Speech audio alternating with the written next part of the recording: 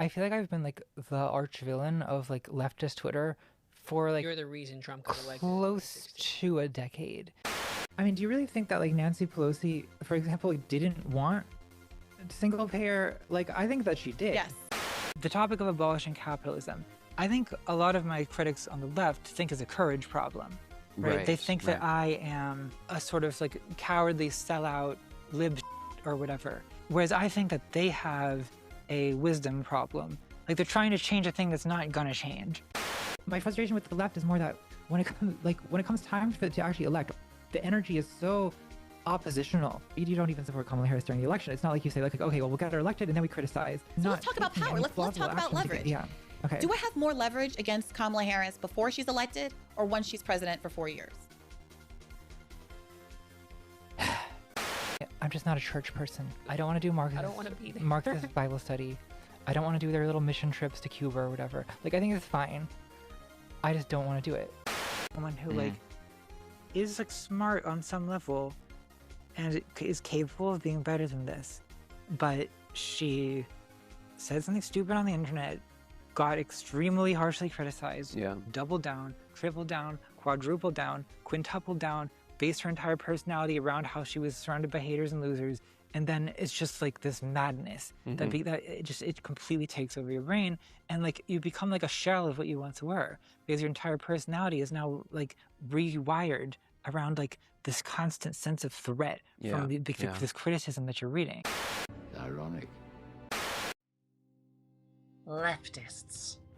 The one true enemy of the left. Sure, the left might be ideologically opposed to the right and to the centre. Sure, the far right might be trying to actively destroy all of us and then burn down the planet to boot. Sure, centrists might be spending all of their energy desperately trying to stop anyone left of Margaret Thatcher from ever having a voice, while allowing and enabling the far right. But leftists? Leftists are annoying online. And what could be a more unforgivable crime than that? So, in a world where fascism is on the rise across the globe, where any kind of left alternative is strangled in its cradle before it can stand a chance at saving the world from its far-right turn, and where, as we face looming climate catastrophes, time is growing ever more short, we here at the Daily Telegraph are asking the most important question of our age.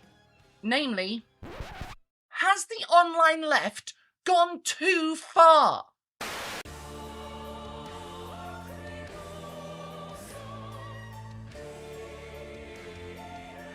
What is it, 99% white? I don't need any security, the streets are incredibly clean, crime is almost non-existent. Nobody gets called a racist. There's no talk of white privilege. The left was, once upon a time, a completely ineffectual subculture in a world dominated by right-wing slob. And by once upon a time, I mean 10 years ago on the internet. And just a heads up, I have had plenty of leftists over the years. Shout out to ContraPoints. Everywhere you looked, you would find rants about feminism being cancer, and the Overton window of the internet was, on one side, literal white supremacists, and on the other side, basic egalitarian concepts like, don't be racist, or maybe women should be equal to men, that were lambasted as crazy and extremist. That was until, out of the darkness that was mid-2010s YouTube, came the brave few voices daring to speak up for expanding the Overton window of the internet slightly to the left. What even is that? Perhaps the most famous and successful among those voices was Natalie Wynn, aka ContraPoints, someone who combined a unique style and art direction with poking fun at right-wingers and with basic leftist ideas such as maybe feminism is good actually, and increasing awareness of trans people. In the years since, the Overton window of the internet has been flung wide open. While you still can find some of the most dangerous, poisonous rhetoric from a generation raised on edgy jokes about Adolf Hitler who, over time, began parroting the man's ideology and talking points unironically, as well as people who, all along, were pushing for an ideological climate dominated by a fascist fervour last seen at such a scale in the 1930s. You can also find socialists, communists, anarchists, all flavours of leftists advocating for things like workers' rights, an end to capitalism, rights for non-white and queer people, freedom to the oppressed peoples of the world, and an end to subjugation under empire, things that would measurably improve all of our lives in obvious ways. So, 10 years on, what has ContraPoints been doing while the left side of the internet has grown?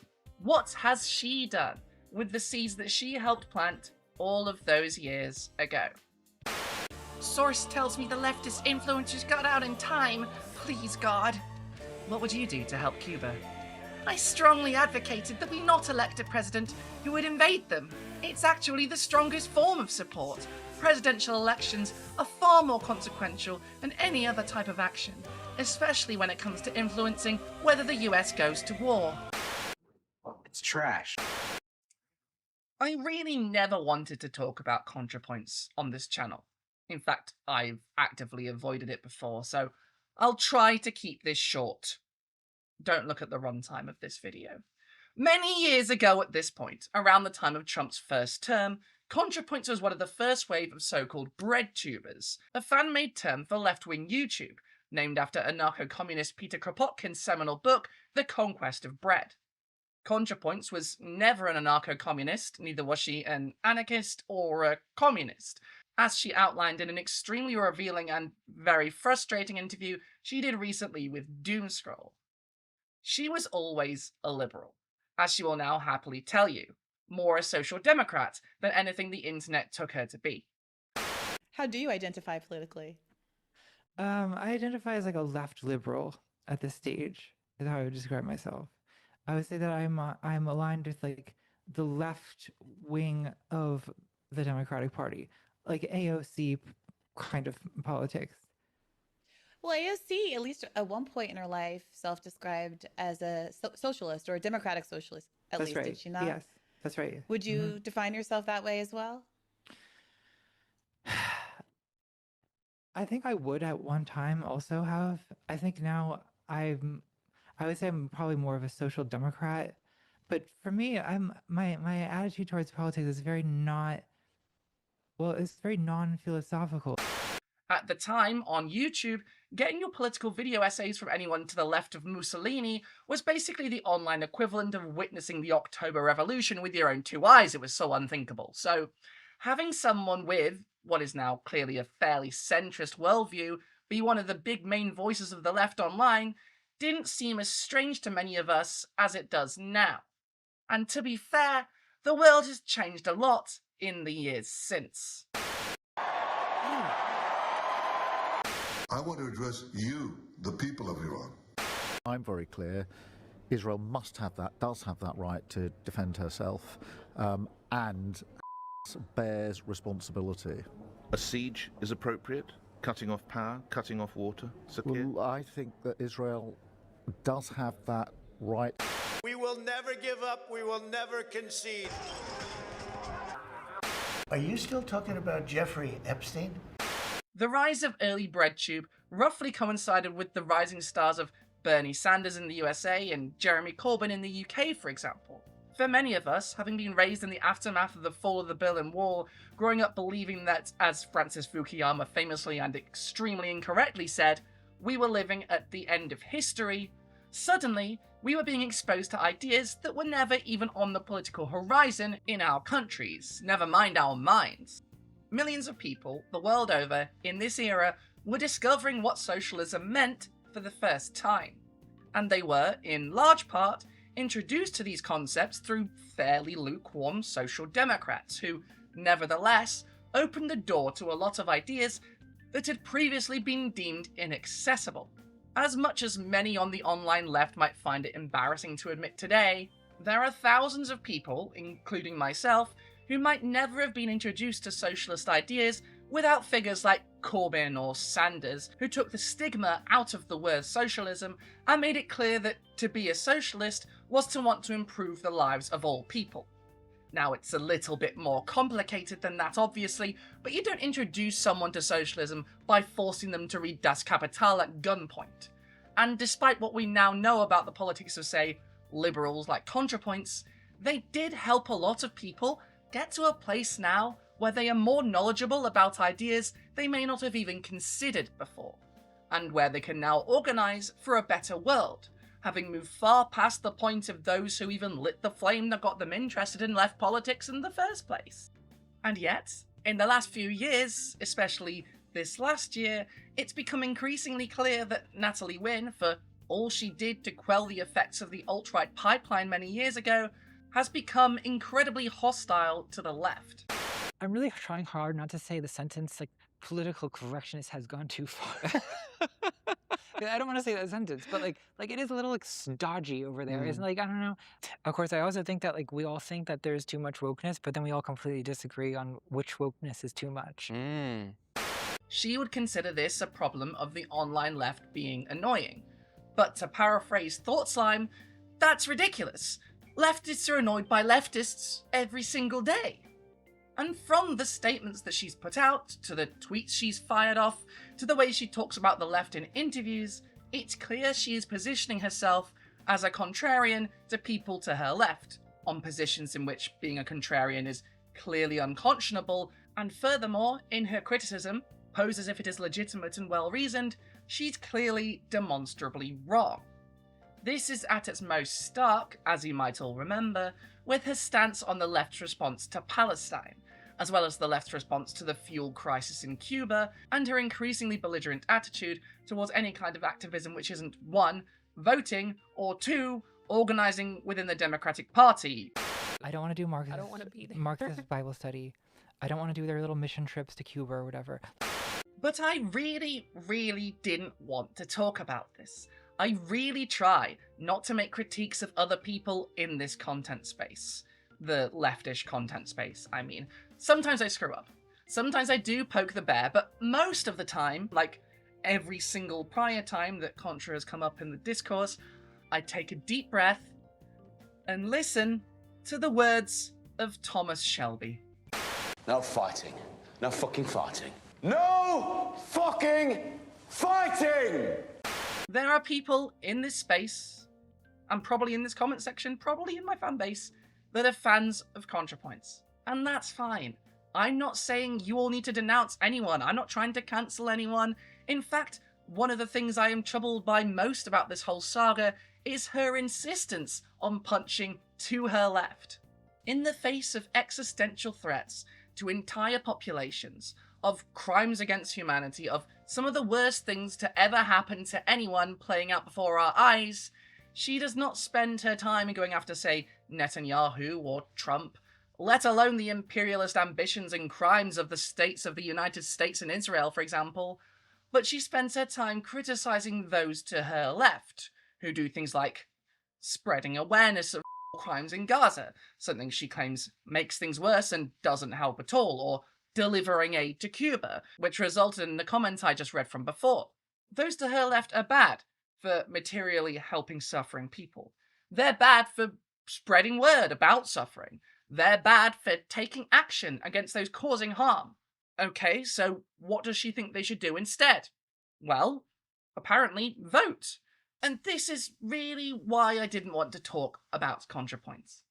Some part of me, even still, is holding on to the person who did so much to help create this space all those years ago. Without her, I almost certainly wouldn't be making this video, or any video on this channel. I used to really admire Natalie Wynn. Her videos are beautifully made still, and they have a lot of interesting things to say. She was an inspiration to so many people, and to some extent she still is. If you don't go on Twitter, you probably don't know any of the she's been saying. I really, really don't want this to seem like I'm coming after her. I'm not coming after her. However, she has millions of followers, including probably quite a few that follow me as well, I assume. And recently, she's been saying things that are extremely worrying. So, I am not trying to make a video shitting on ContraPoints. But this left bashing is dangerous, and the way that she's speaking about some of the most pressing issues of our time is actively harmful. So, forgive me, but we're going to have to talk about it.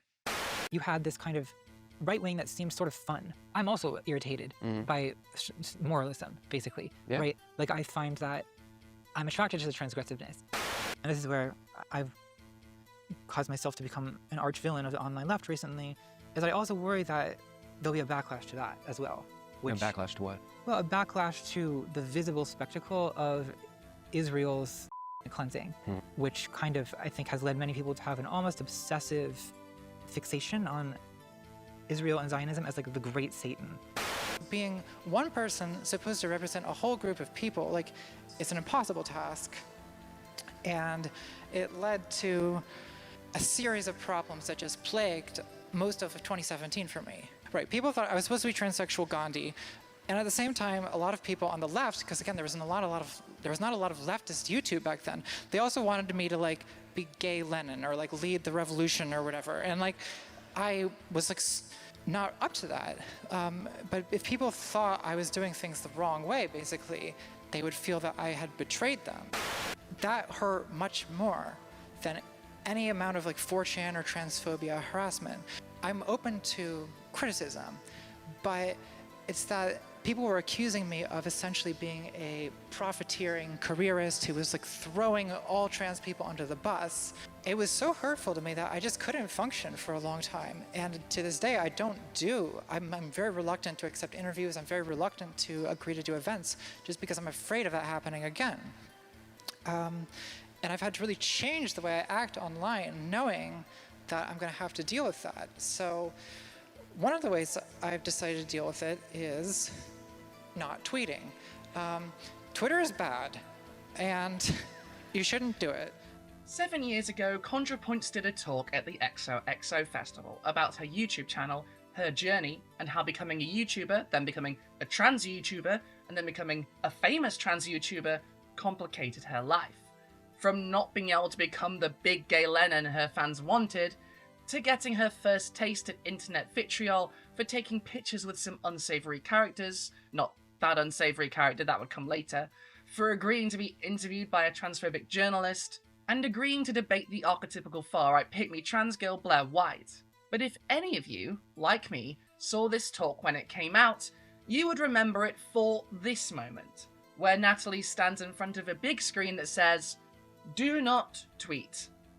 And yes, this is advice that she probably should have taken, and that she knew she should have taken, and that would have probably solved a lot of problems for her, or at least not kept creating new ones for her at a rate that is extremely bad for her mental health. Back when she gave this talk, she was talking about herself as part of a leftist internet. She seems more comfortable talking about leftists and leftism and leftist figures as if she is part of that world, because she was. This is not particularly the case at this point, as again her recent interview with Doomscroll confirms. Not that you needed that to tell you at this point, given her recent barrage of weirdly resentful tweets targeted at Twitch streamer Hassan Piker, her open resentment towards those taking action to aid Cubans suffering the US blockade, and of course that interview with war criminal Hillary Clinton that leftists always bring up because, I mean, come on. And she's clearly not responded well to that being a talking point either. This video is one of the first instances of her openly discussing the harm social media is doing to her mental health. Then there was of course her video on cancelling, following her featuring of gigantic arsehole and famous trans man Buck Angel as a voice in one of her videos. She clearly did not handle any of this well, and how could you? The human brain is not built to be perceived by millions of people all at once. Never mind deal with what happens when millions of people all tell you at once that they have a problem with you, no matter how valid those critiques might be. And yet, she's kept on these platforms and kept tweeting, and seems to, in my opinion, have let the barrage of internet hate comments famous people get shape how she views people and views the world. Ironically, this part of her Doomscroll interview, where she is talking about how people like J.K. Rowling get radicalized by Twitter and are unable to separate how people act on social media with real life, is what I am afraid has been happening to her, albeit to a much less brain stew level at this point than the walking fungal infestation that wrote Harry Potter. Someone who like is like smart on some level and is capable of being better than this, but she said something stupid on the internet, got extremely harshly criticized, doubled down, tripled down, quadrupled down, quintupled down, based her entire personality around how she was surrounded by haters and losers, and then it's just like this madness that it completely takes over your brain, and like you become like a shell of what you once were, because your entire personality is now like rewired around like this constant sense of threat from this criticism that you're reading. But just because she's not actively funding the destruction of trans people, in fact, if we take her at her word, she has done the opposite, does not mean that her reaction to being in this extremely tense and intentionally aggravating social media environment hasn't led to her lashing out in ways that are, at best, unhelpful. You talk about the left embracing hopeless causes to assume a moral high ground, but not to win material victories in the world. You intentionally choose topics by which you have no lever of power to change their outcome. And that has made it, if you put together the psychological profile of the online leftist, this is kind of the perfect trap for them, because there's no lever they can pull in American politics, either through strike, either through democratic inputs. Like they don't have a hand in it. The most they could do is like lay in front of the tanks. Yes. I don't see a lot of people doing that. And people aren't doing that. Some are, but not a lot of people. Occasionally, yeah. But what is the thing that draws this online left audience to embrace causes that they cannot have a say in its outcome? People's identity becomes oppositional. Like when you identify yourself as a radical, you think of yourself as anti-establishment. That is who you are. That is the basis of all of your moral principles. Which sort of also implies that you don't want to be the establishment, or you don't want to even be associated with the establishment. So one thing I get very frustrated with people self-styled radicals is that even when the left does have victories, the victory is then immediately spun into some kind of disappointment. They don't actually want to be in power. They don't want to be in power, Then I kind of like got disillusioned with it, especially when it came to 2024, and I felt that it was basically like desperately urgent to vote for Kamala Harris, and I was getting a lot of aggressive pushback on that idea from the left. So I felt kind of politically isolated by feeling that it was important to vote for Kamala Harris. I felt politically isolated in 2024, and now I kind of just don't know what to do, and have kind of just adopted this sort of stoic, almost like submissive or defeatist attitude towards politics, which I hope that things will improve, though I don't necessarily expect it. What I see as the main problem on the left is there's this gap between the online leftist podcast sphere and like the liberal middle-aged women who canvass for the Democratic Party. Like, the normie vote? Yeah, the normie vote. But there's like no non-normie vote almost. You're telling me that like people in Middle America are not like Marxist-Leninist Maoists? Yes, that is what I'm saying. Huh. I mean, they're not Marxist-Leninist Maoists. It's news to me because I have a lot of discords. I think that despite the impression that you get in certain online spaces, I think that like Marxist-Leninist Maoist ideology is probably off-putting to most American voters. Like again, maybe things have changed a lot since 2012, but a lot of people felt that the Affordable Care Act was too communist. So. For example, the way that she talks about the left in her interview with Doomscroll is, unless Baltimore is very, very different to the rest of the world, a tad out of touch. For example, she is more concerned, at least from what she publishes for us to see, with how leftist influencers cover issues like Cuba or Palestine than the people actually suffering in these cases. And in the case of Palestine specifically, her framing of the of an entire people focused on how badly she believes the online left were handling this issue, that tweeting videos of the atrocities were bad optics, how the left achieved nothing on Palestine except perhaps help Trump win. And this is just demonstrably false. So as much as I wanted to come in here and just talk about how deeply weird the Cuba comments were, let's talk about what she said on Palestine, which is quite decisively the low point of this entire saga. So you seem to think that the solution to this is to like for if the Democrats pivot to the far left, that there's this like available the far left base. Well, by Democratic Party by Democratic Party standards. Well, isn't that quite the admission? Well, isn't that quite the admission that we have a far right Democratic Party if something like ending is considered to be far left? Well, I don't think necessarily that particular issue, but you've said. I mean, so Medicare for all, raising the minimum wage. I don't know. To be clear, I don't necessarily think any of that is far left, right? But like, it's populist. It's centrist politics. Yeah, but your position seems to be that like there's this sort of like available untapped voter base that will manifest if the Democrats, run on these issues. But why doesn't that voter base manifest in the primaries? Protest voters are sort of unwinnable, are sort of like never happy, right? Whereas there are like centrist median voters that are more winnable, right? And that's, I think, how has that been panning out? In July of 2025, a year and a half into the undeniable of the Palestinians by the State of Israel, after tons and tons of evidence of the awful crimes committed in the Eastern Mediterranean, back to the hilt by the Americans and their cowardly vassals in Europe, such as my own country, just as the media, after many months of denial, despite tens of thousands of horrifying deaths, crimes beyond count, was finally starting to wake up and admit that what was happening was atrocious and tepidly float the idea of stopping it, ContraPoints made a Reddit post.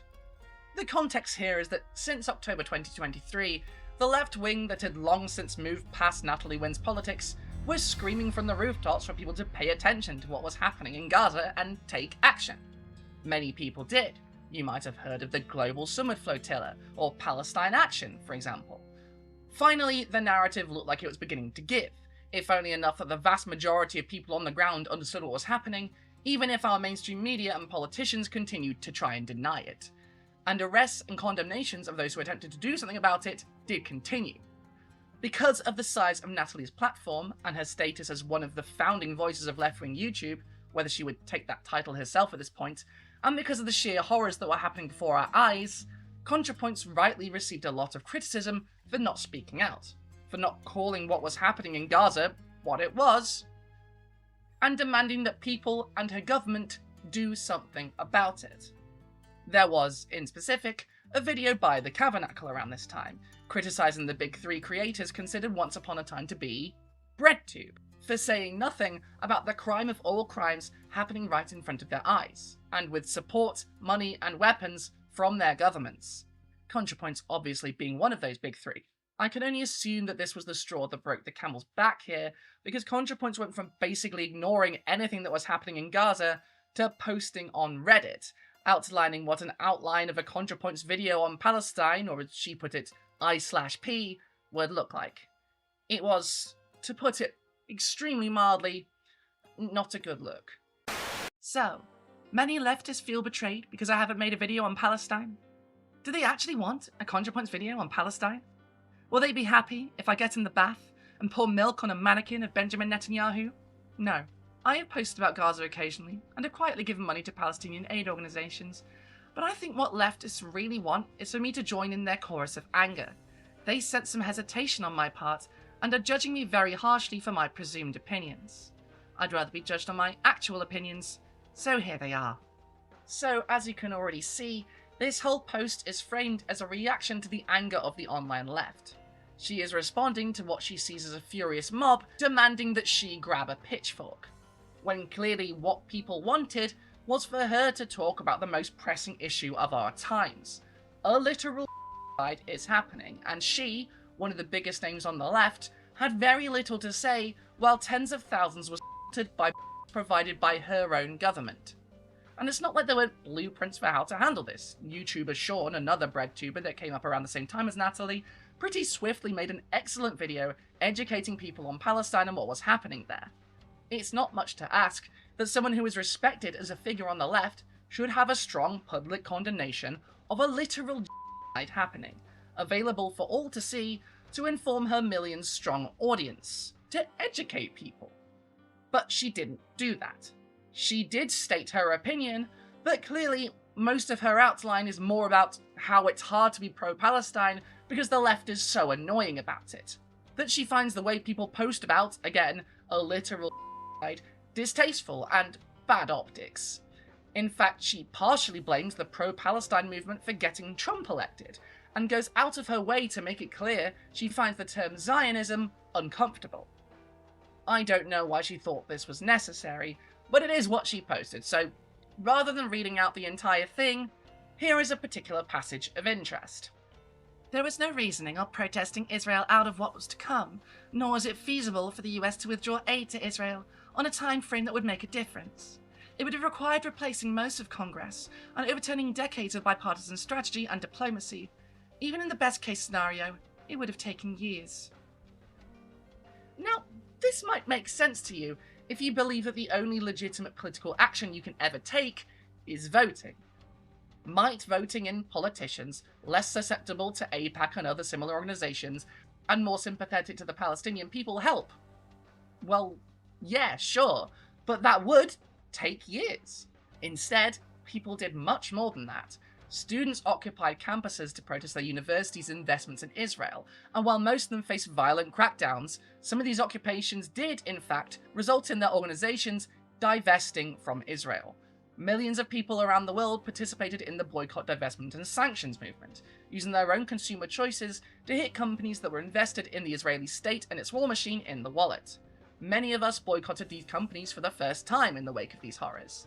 Palestine Action did things I'm not allowed to say anything positive about in this country for fear of being arrested, but you can't deny that it had an effect. In fact, many groups did similar tactics elsewhere.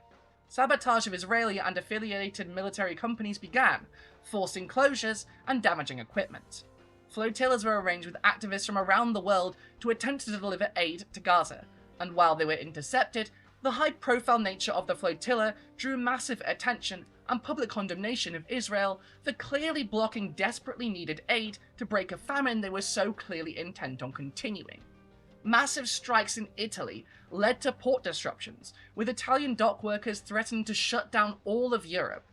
This forced the far-right, mind you, Italian government to change their stance towards Israel. Protests in Spain and pressure from the left-wing parties in Spain led to Pedro Sanchez publicly coming out against Israel and pushing for suspension of the EU trade deals with Israel, closing airspace to Netanyahu, and pushing for action from the rest of the European Union. Several European countries, however reluctantly, recognized the state of Palestine, though that was more to save face than anything, but that would never have happened without the millions of people coming out in mass protests against the Netanyahu and other high-ranking members of the Israeli government are now wanted by The Hague. The anti-Semitic decision of the International Court in The Hague is a modern Dreyfus trial. Public opinion has shifted so massively thanks to the awareness campaigns and sheer undeniability of the actions Israel has been undertaking that any government associating with the state of Israel, and particularly welcoming and shaking hands with Netanyahu, take a massive PR hit and face huge public anger. Public opinion of Israel cratered, even in previously massively pro-Israel strongholds like the United States. Democrats now have a much more positive opinion of Palestine than they do Israel. Just a few short years ago, this was unthinkable. All of this, done by people all over the world, en masse, acting, happened way quicker than Natalie seemed to think was possible to do the only thing she thought would make a difference. But from what ContraPoints wants us to believe, this was nothing. According to her post, the only thing the pro-Palestinian movement achieved was to make people miserable. In fact, in the interview I've mentioned now a bunch of times, Natalie and her interviewer both state as if it's fact that the pro-Palestine movement achieved absolutely nothing. But I just listed for you a bunch of the achievements of the pro-Palestine movement, and that's far from an exhaustive list. To believe that these things didn't happen, you have to be living entirely in a world of online discourse, where no material actions in the real world go in, only tone and how people talk to each other. Well, let's just read out what Natalie had to say about what the pro-Palestine movement achieved, because it's genuinely just completely detached from the reality that I just outlined. The online left has spent the last 20 months distributing hundreds of photos and videos of Palestinian children. The main effect of this has been to create a population of people in a constant state of blood-boiling rage with no consequential political outlet. I fear this may be worse than useless. Much of the online left spent all of 2024 single-mindedly focused on Palestine and the complicity of democratic politicians in sending aid to Israel. This campaign had the following effects. 0 Palestinian lives were saved. Not one fewer bomb or bullet was fired by the IDF. it may have slightly contributed to the re-election of Trump, guaranteeing the US will put no diplomatic pressure on Netanyahu for at least 4 years, and making protests against Israel both much riskier and less effective. This is just plain wrong. The actions of the pro-Palestine movement, and especially the work of Palestinian journalists and regular citizens on the ground, have completely shifted how the general public thinks about Israel and of Palestine. Governments now know there is a political cost to their decades-long support for the apartheid and especially the genocide in the Eastern Mediterranean. Massive strikes, sabotage, huge awareness campaigns, flotillas, boycotts have all contributed to massively shifting public opinion and taking action to shift how the world acts towards Israel, making it clear that it is a pariah state and should be treated as such. Now, is this enough? No, of course not, but it's a hell of a lot given these were the actions of people on the ground versus the vast majority of our governments and media outlets working against us and trying to paint us as terrorist supporters and anti-Semites for daring to speak up about this, and with the way the media environment and the way that people commonly understood things were before. There has been a complete sea change. And the way Natalie speaks about the US presidential election here is bizarre. She, rightly, says that 4 years of Trump will probably result in no pushback from the United States against Israel. But this was the status quo during Joe Biden's administration. Members of his team have openly admitted they did nothing to rein in Israel and gave them the go-ahead to do whatever they wanted. Now, would Kamala Harris have been different? Well, maybe. She certainly would have been better for trans people than Trump, but on the campaign trail, she communicated that she would not have done a single thing different than what Joe Biden did.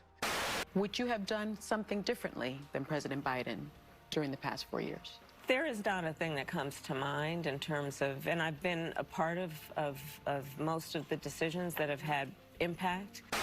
And told the assembled crowd at the Democratic National Convention that she was dedicated to making sure that the US was the most lethal military fighting force in the world. And America, we must also be steadfast in advancing our security and values abroad.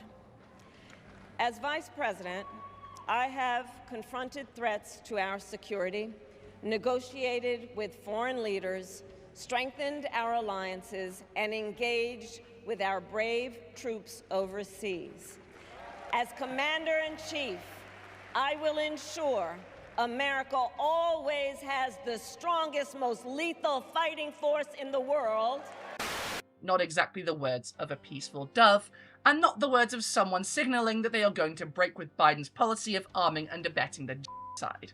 Not to mention the refusal to let a Palestinian speaker into the convention, and the way they froze out the uncommitted movement there and kicked out people from the convention for supporting them. And also not to mention Kamala Harris is parading around with the Cheneys, Liz Cheney, the failed Republican, and her father, Dick Cheney, the architect of the Iraq War. I'm honored to have their endorsement, and I think that what they both, as leaders who are well respected, are making an important statement that it's okay, and if not important, to put country above party. Look back a couple of election cycles and we get Hillary Clinton, who ContraPoints is probably tired of being brought up in pieces about her because she did an interview with her and she will clearly never live it down. But in 2016, the choice was between Clinton and Trump. And one of the reasons Trump got ahead in that election was because Clinton was famously pro-war. Listen to the way she talks about what they did in Libya, or the matter at hand, Israel. People who are calling for a ceasefire now do not understand Hamas. That is not possible. It would be such a gift to Hamas. Remember, Israel left Gaza. They took out all the Israelis. They turned the keys over to the Palestinian people. And what happened? Hamas took over Gaza. So instead of having a thriving economy with the kind of opportunities that the children of the Palestinians deserve, we have a terrorist haven. Whatever stage of development they might be in their nuclear weapons program in the next 10 years, during which they might foolishly consider launching an attack on Israel, we would be able to totally obliterate them. That's a terrible thing to say, But those people who run Iran need to understand that. Especially on YouTube, you're competing with cat videos and... My mother does love a good cat video. Yeah, well, who doesn't? In the wake of the horrors committed in Gaza, a worldwide movement, acting all over the planet, pushed against what looked like an immovable object. And though the horrors continued, things have begun to shift. Things people thought were previously impossible have been achieved. The horrors continue, yes, at scale that is absolutely unthinkable, and they must stop. But acting like nothing has been achieved is incredibly disingenuous, especially when you compare it to how much impact voting would have had, when from the evidence we have before us right now, it looks like Israel would have been given the same leeway no matter who was in charge. However much things domestically would not have likely gotten so awful, the difference in foreign policy between the two parties in the US was not likely to change. And I wish that wasn't true. When it comes to negotiating with the government of Iran, Trump's all over the lot. One day he sounds tough, the next day he's backing off. And now, all of a sudden, we find out that Witkoff and Rubio are negotiating a secret side deal with Iran. What kind of bull is this? They're going to sound tough in public and then have a side deal that lets Iran get away with everything? But this comes back to this weird hill Natalie has chosen to, well, not die on, but to take hit after hit on for no good reason. That voting is the most legitimate political action one can take. Now, should you vote? Yes. Yes, you should vote. But that's the bare minimum you can do, and depending on where you are, your political system, and a bunch of other factors, your vote might do very little. It doesn't mean you shouldn't do it, but even in the best case scenario, it might not do that much. The ruling class is probably not going to let us vote away capitalism, for example. We've seen what happens when people try. The ruins of the Moneda Palace, where President Allende lost his life. It's the symbol both of the old era and the new. In Chile, Salvador Allende was overthrown in a violent CIA-backed coup and leftists in droves. So too in other countries, such as Indonesia, where those same forces, a few years earlier, overthrew President Sukarno and murdered around 1 million suspected communists, trade unionists, and ethnic and religious minorities before invading and committing a genocide in East Timor. Even in the West, the entire media and political apparatus will close ranks to prevent anyone who deigns to change the system that benefits the ruling class from getting into power. Just look at how relentless the attacks on Jeremy Corbyn were after he came within 2,000 votes of a majority in the UK in 2017. British army figures said they would mutiny against him and warned there could be a military coup if he became Prime Minister. Voting can help make things less bad. Sometimes it even results in dramatic changes for the better, such as the creation of the NHS. But it is not the only way people should be participating in politics, and it's almost certainly not the most effective way either. ContraPoints, however, does not agree, it seems. In fact, she poses, in regards to the illegal blockade on Cuba, that encouraging people to vote is the solution to the USA's multi-decade-long strangling of the Cuban people, and denigrates the idea of going to Cuba and bringing the people supplies, food, dollars, solar panels, despite that being desperately needed and immediately helping the people in desperate need. And unfortunately, given that we were almost purely talking about actual geopolitical issues here, this brings us back to ContraPoints' real obsession here. Not how to help the suffering of the peoples of the world and how best to do it, but how annoying she finds the online left. We're going to have to talk briefly about Hassan Piker. That is fundamentally not anti-Semitic, right? Or do you think that Hassan Piker is anti-Semitic? I think I would certainly rather have Hassan Piker than Tucker Carlson. But let's put it that way. What's your reservation? What's your reservation about Hassan Piker? I mean, we'll see. We'll see. I think that I think that again. I mean, I'm frustrated with Hassan for various reasons, some of which are... We've had our differences, but I'm curious what your concerns are. Well, some of it is related to my frustration with him, that has taken a somewhat similar position to you during the 2024 election. Some of it is more just a personal grudge that I have against him. Well, see, I mean, so I appreciate you, for example, to actually talking to me, because many of my critics on the left won't talk to me. They just they accuse me of from the comfort of their doggy chambers. So we all think that he's a traitor. I guess as a live streamer, I probably shouldn't even be talking about dog abuse right now. I know it's kind of a sensitive subject at the moment. I'm finally liberated from persecution.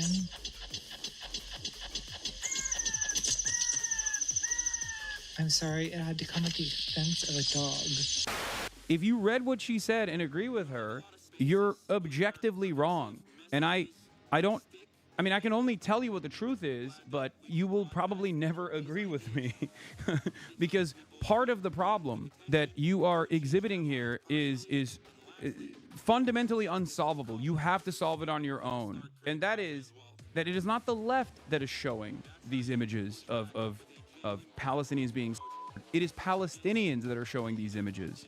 It's also not just the online left that has made this their cause. A lot of Americans from every different walk of life recognize the cruelty here. And if you actually ever stepped outside of your own bubble and went to one of these protests, you would realize that.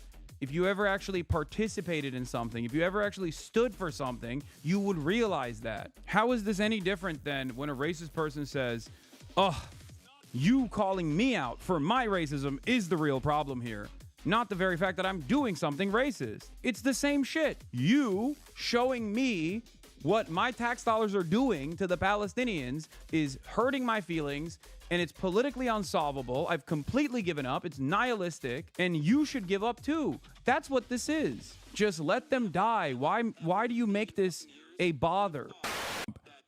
Next, we're going to go to war with Cuba. Watch what happens. I'm lost for words at this point, says white supremacist Stu Peters. Natalie Wynn, ContraPoints, quote retweets this guy, says, sources tell me the leftist influencers got out in time. Please, God.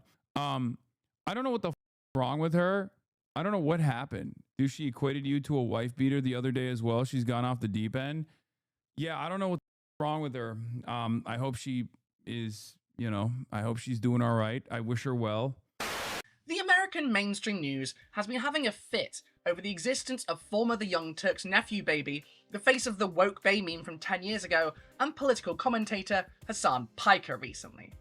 Hassan has been campaigning with a number of progressive candidates for the Democratic Party and is pro-Palestine, so naturally his increasing profile is very scary for the kind of people who are increasingly losing touch with the people since October 2023, and who are worrying about a potential turn away from Israel in the Democratic Party. I really think they overestimate how likely that is, but I guess we'll see. Hassan and ContraPoints were in a similar content space for a while, and were acquainted, if not friendly, at least until her I/P Reddit post, even if many in his audience, if not he himself, were extremely weirded out by her appearance with Hillary Clinton and her previous silence on the man-made horrors beyond our comprehension that hadn't seemed to warrant any sort of comment before she made the mistake of, that statement. Since the statement and his reaction to it, she has tweeted odd things about the Twitch streamer, implying that he's targeting her, subtweeting saying people should stop talking about him before, talking about him. Do not tweet. Good advice. Now, this shouldn't matter. Who cares if two internet personalities have a falling out? Well, Hassan was one of the people on the flotilla turned plane trip to Cuba, where a number of leftist activists, influencers, and organizers flew to Cuba, bringing aid, such as solar panels, to help the island weather the oil blockade placed on the island by Donald Trump, blowing up a bunch of boats around Cuba trying to deliver oil, exacerbating the already crippling decades-long blockade by the United States following the Cuban Revolution and the failed American invasion and many attempts to assassinate the one-time leader, Fidel Castro. And so, we get to the weeks after the delivery of aid, which people like Hassan used to show the world what life is actually like on the island, and to raise awareness of the devastation left by the United States blockade, and try and get more people to understand how important it is that the blockade be lifted and the people of Cuba be allowed to live in peace and dignity. And of course, Donald Trump decides, once again, to announce that after he's done with his Russo-Japanese war moment in Japan, he's going to invade Cuba. Cuba's next, he's always saying shit like this. But instead of, concern, maybe wondering if the people of Cuba haven't suffered enough at the hands of US imperialism, the one-time hero of leftist YouTube took this moment to sneer at the leftist influencers that tried to actually do something to help this suffering. Says, sources tell me the leftist influencers got out in time. Please, God. For those of you not incredibly online, this is a reference to the tweet Caucasian Beanie Man, #1 Ukraine hater, and ICE bootlicker Tim Pool made in the wake of Charlie Kirk's Kirkification. How many people got Ukrainian flags in their bios right now? More than Israeli flags. And this is a microcosm of this entire problem. Why is the first thing you think of when seeing a potential military invasion of a country by your own government the telegraphed of innocent people? Aren't leftists on the internet annoying? The constant need to push left, having left bashing at the front of your mind, no matter what the topic, is not only extremely unhealthy, it demonstrates a complete detachment from the reality of what people on the ground are dealing with. And the implication here is, what? That everything they did delivering much needed help to ordinary Cubans was stupid and worthless because Trump's just going to invade anyway? Should your response to a tyrant going on the warpath, rolling over suffering innocents, really be, see, why did you bother trying to help them at all? That was stupid and useless. Well, you might well ask then what she thinks should have been done instead of going directly to help people in need. And indeed, people did, eliciting this interaction. What did you do to help Cuba? I strongly advocated that we not elect a president who would invade them. It's actually the strongest form of support. Presidential elections are far more consequential than any other type of action, especially when it comes to influencing whether the US goes to war. Okay, so the Democratic Party has not been absent during the Cuban blockade. Far from it. Democratic presidents have happily strangled Cuba along with their Republican counterparts. Biden continued Trump's Cuba policy up until the very last week of his admin, which Trump quickly reversed when he got back in. Now, Barack Obama did make moves towards normalization with Cuba, but he was the exception, not the rule, and even then, Obama did not end the trade embargo, the main measure the US was using to strangle Cuba. So, would advocating for voting for Democrats be the most effective way of helping Cuba? Categorically not, unless we had a candidate running on ending the blockade, and we certainly have not had that recently. In fact, ContraPoints barely advocated for voting during the last cycle at all. She made a couple of tweets about the election in the run-up, hardly pounding the pavement. She has made a video on why voting is important a long time ago at this point, but even if the last election had the policy of ending the blockade on the ballot, voting for someone who might do that, and might break that promise, does not beat the much more direct and, thing that isn't hypothetical option of actually delivering aid to Cubans, helping them become energy independent in a time of increasing blackouts due to the fuel blockade, for example. And that's not to mention the documentary that Hassan made there, showing an audience of millions what Cuba is actually like under the blockade and letting ordinary Cubans speak for themselves. Again, this is Natalie taking up an obviously false position for the purpose of being a contrarian to the popular position on the left, and opposing certain figures to her left specifically that she has a grudge against, to the point of actively discouraging and disparaging efforts to help alleviate suffering that have demonstrably and unequivocally helped. They brought food, medical supplies, and solar panels to the country, which is grappling with nationwide blackouts and a crumbling power grid. ContraPoints is, as the name suggests, a contrarian at heart. This can be satisfying when she is contrary to the people to her right, but when she is being a contrarian with her lens pointed left, it has the potential to contribute to things just getting worse. If your position on Cuba is, stop helping the Cuban people and just vote, you are making things worse. If your position on the pro-Palestine movement is, none of our tactics work and actually enable fascism, you are making things worse. And this isn't the only instance of her left bashing either. In the Doomscroll interview, which has come up many times for a reason now, it's multiple hours long and one of the few places we see her actively stating her opinions clearly without an artistic or twittery, for lack of a better word, veneer, Natalie agrees with the interviewer that wokeness has gone too far. We all think that there's too much wokeness, but then we all completely disagree on which wokeness is too much. She says the Palestine movement was an unequivocal failure. You intentionally choose topics by which you have no lever of power to change their outcome. And that has made it, if you put together the psychological profile of the online leftist, this is kind of the perfect trap for them, because there's no lever they can pull in American politics, either through strike either through democratic inputs, like they don't have a hand in it. The most they could do is like lay in front of the tanks. Yes. I don't see a lot of people doing that. And people aren't doing that. Some are, but not a lot of people. Occasionally, yeah. But what is the thing that draws this online left audience to embrace causes that they cannot have a say in its outcome? I spent a lot of time thinking about exactly that question, because I think a lot of things go into it. I think one is a kind of people's identity becomes oppositional. Like when you identify yourself as a radical, you think of yourself as anti-establishment. That is who you are. That is the basis of all of your moral principles. Despite everything I listed earlier, and much more besides. She calls people calling for abolishing the police a lunatic fringe. I think in 2020, I also felt that the kind of abolish the police thing, I mean, we've already mentioned this, we're not going to abolish the police. Like, that's it's not the theme of this podcast is we should not let people forget their recent mistakes because we have not yet learned from them. Well, I think that it's tough when you're in the moment to,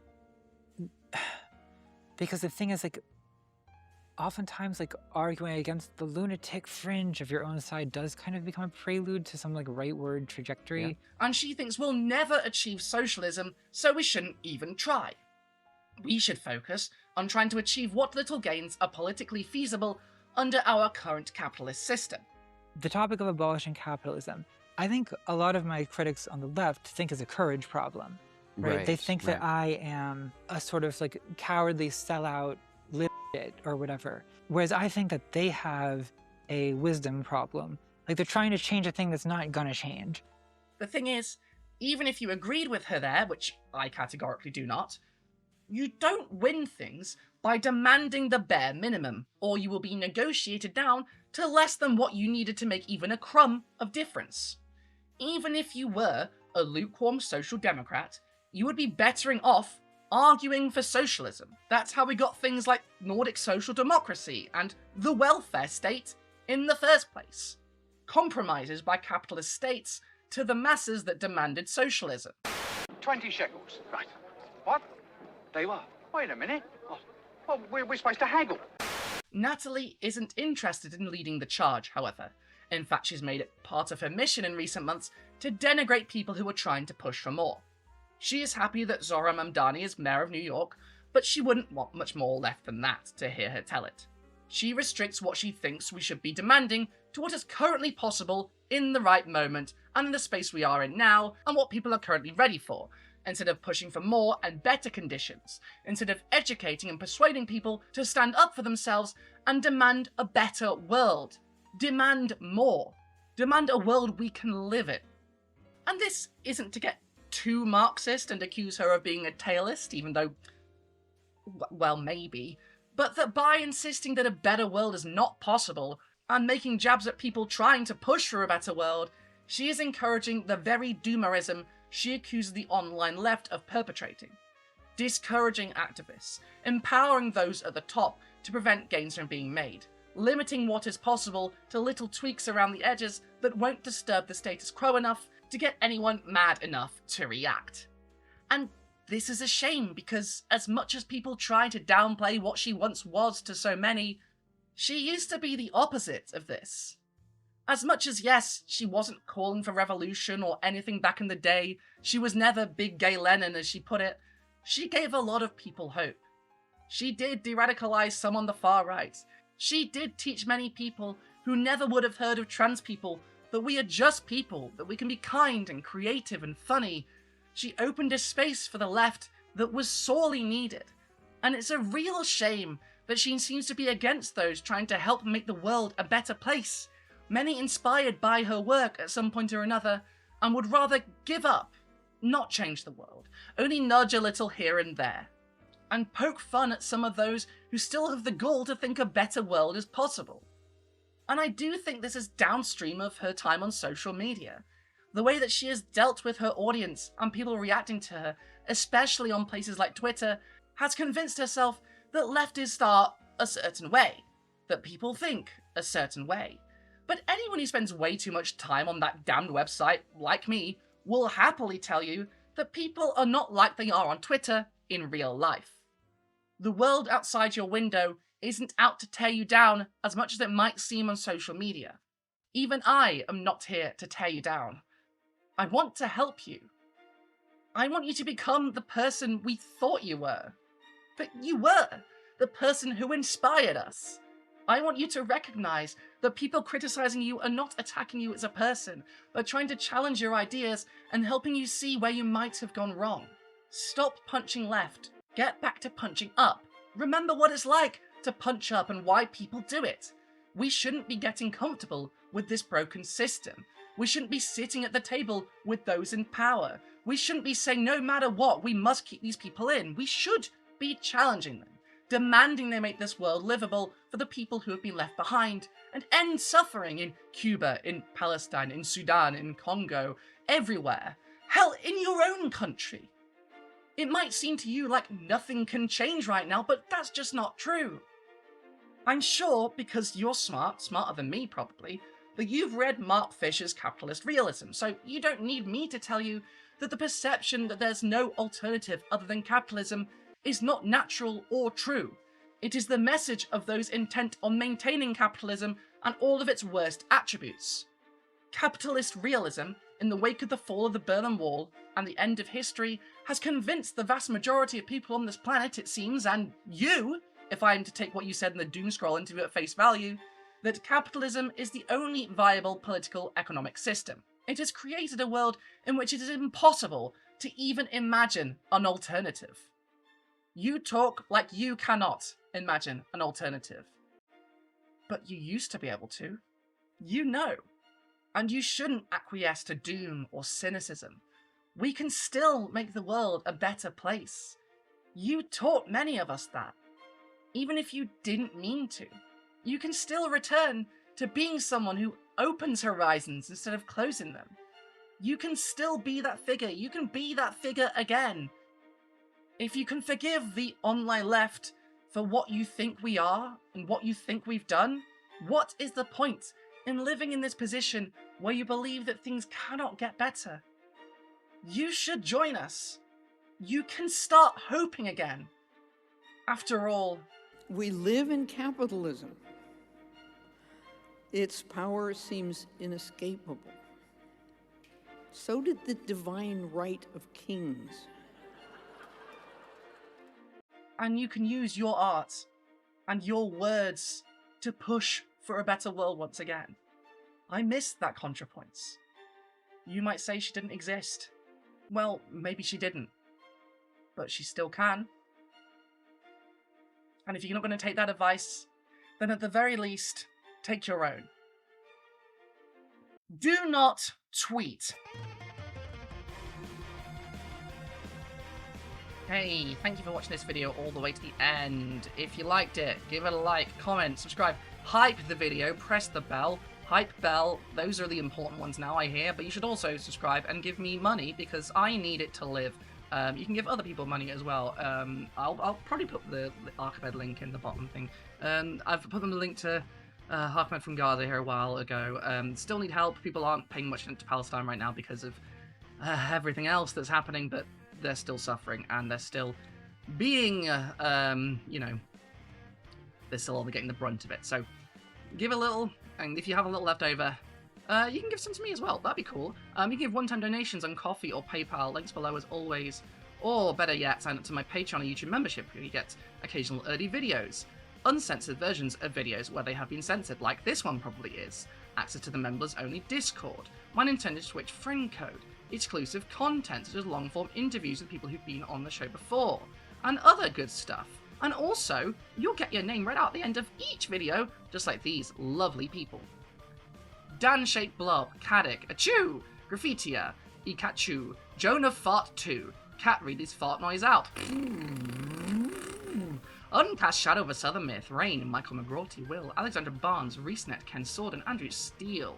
Georgie, Carlito Del Nozzote, Anna Nicholson, Dungeon Slime, Naomi Gorman, Melody, Ben Norman, Brooke Linnett, Heidi Law, Transform and Function, that's the one, Cara Patching, Mattia98, Lilith Dawn, Spin Noir, Victor Lufgren, Gil the Gilded Dragon, A Slice of Cake, Rue, Buried Elk, Ewan Bannett, I'm out, TM. Gina Service, you are made of stupid. Tomo, Melissa Jackson. Ren, abuse of your stuff. Minstrel, of course. Jeffrey on Tom, not quite so brave as Sir Lancelot. LFR, Triquoy, Adiela Porquoy, Robin Thomas, Emily Eisenberg, Garlic Scape, Kira B, No Sparkling Heart, Corey, Gianna J, Mighty than the Sword, Carolyn, Imogen Q, Luciano Frias Andrade, Adam Harry, Endog191, Cap, Quesadilla de Tortilla Azul, Leron, Adam Lees, Daniel Nevels, No Not That Paul, MB, Wandering Wonder, Lex Phoenix, Enter Credits, Mira D, Jade Senior, Boa Ear, James W, Thorngill, Deborah Laboon, Zilla's Athenaeum, Vince Whitaker, Amelia Lissette, J, Frank McManus, Susan Foster, Helena Real, Sierra Whiskey, Ali Catgirl, John N, Lloyd Luciente,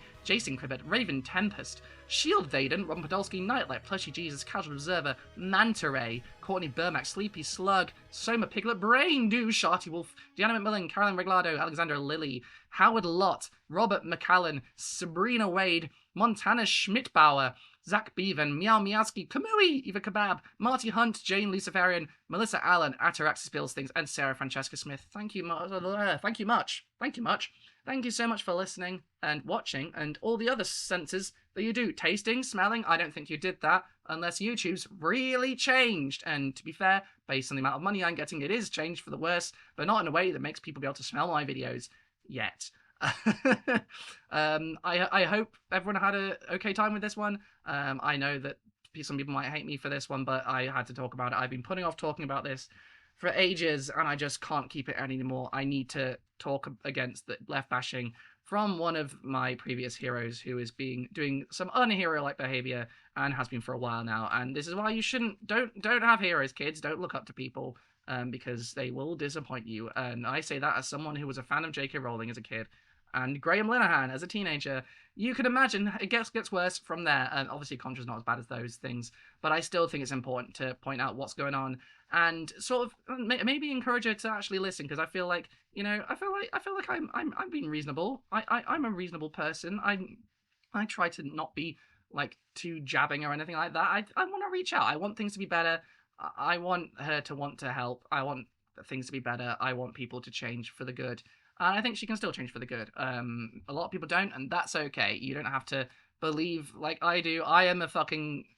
I've learned about myself that I have basically the fucking moral compass of Steven Universe when it comes to this shit. Like, I think that everyone can change to a certain point, and a lot of people will disagree with that, but, you know, my brain obviously works stupidly in that respect if you think that, and that's fine. You can think I'm dumb, and you can for believing that people can change. But even so, even if she doesn't, even if she completely ignores this, even if everyone ignores this, I still think it's important to say what's going on and to lay out what's happening and why, and hopefully people will learn and bad things won't happen as much, or maybe nothing will happen, and then I've just made this, and maybe people will unfollow me. I hope they don't. Don't do that. I need your need your help. I'm gonna stop talking now because it's been like an hour on this recording thing. There we go. Challenge. If you see how long this edit is, did I make this video shorter? Did I not? How long are we now? Oh God. All right. Goodbye.